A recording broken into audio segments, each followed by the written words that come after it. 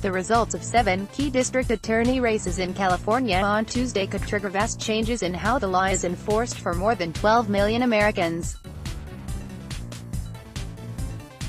Progressives, who have spent millions backing DA candidates in recent years in the hopes of reducing the size of the world's largest prison system, are rooting for big wins in several of the state's largest counties in the first-round elections on Tuesday.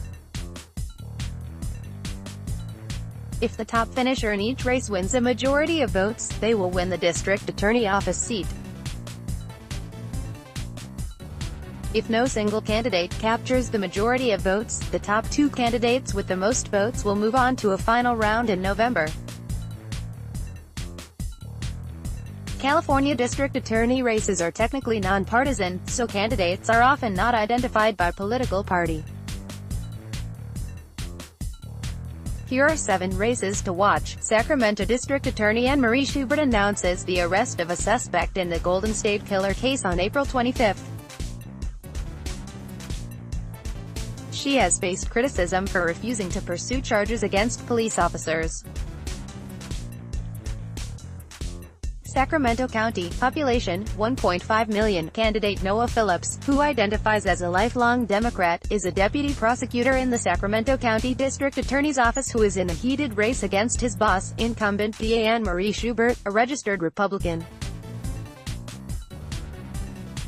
Schubert, the county's DA since 2014, has been plagued by criticism after clearing police officers involved in recent controversial killings of unarmed black men. In 2016, Schubert did not bring charges against officers who attempted to run over a mentally ill, homeless black man before shooting him to death. Nor has she brought charges against the officers who shot and killed 22-year-old Stephon Clark in the yard of his grandmother's home. Clark's death sparked large protests in Sacramento. Schubert is also a leading proponent of the use of the death penalty in the state. Phillips, who has served in the DA's office for more than 2 decades, supports reforming cash bail practices, reforming police practices, protecting undocumented immigrants and expanding resources to inmates re-entering society after their release.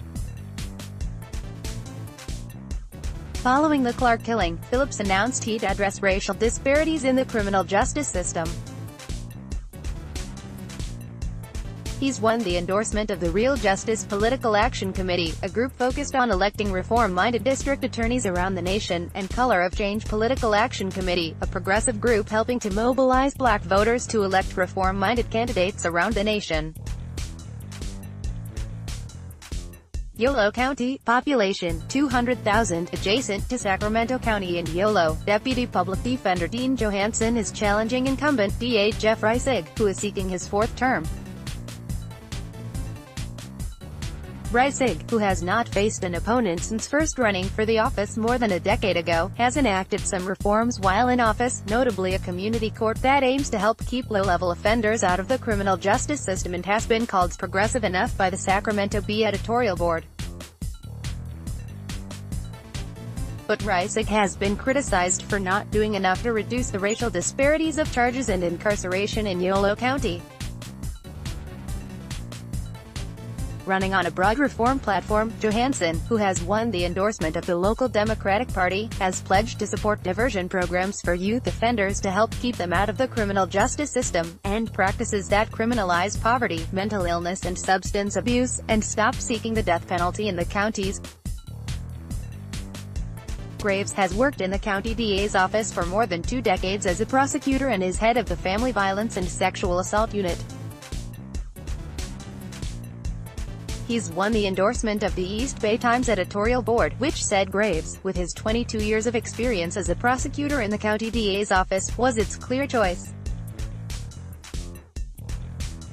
Becton, the first woman and first African-American to lead Contra Costa County's DA office, took over after the last DA was forced to resign in disgrace following a felony perjury conviction. Becton has pledged to reform cash bail practices, reduce racial disparities in sentencing and improve the outcomes for inmates re-entering society. She's also won the support of the local Democratic Party and the endorsement of the Progressive Political Action Committee's Real Justice and Color of Change, Alameda County, population, 1.6 million. Incumbent Nancy O'Malley is facing the first challenger in her career as DA of Alameda County and civil rights attorney Pamela Price. O'Malley, who was first appointed by the County Board of Supervisors in 2009 and ran unopposed in 2010 and 2014, is the first woman to serve as DA in the county. She's been lauded for various efforts in office, including the curbing of human trafficking and the clearing of past marijuana convictions in compliance with California's marijuana laws, but has also faced criticisms, most recently for taking a $10,000 contribution from the Fremont Police Union while she was investigating 3 cops, one of whom was head of the union, for their involvement in 2 fatal shootings last year.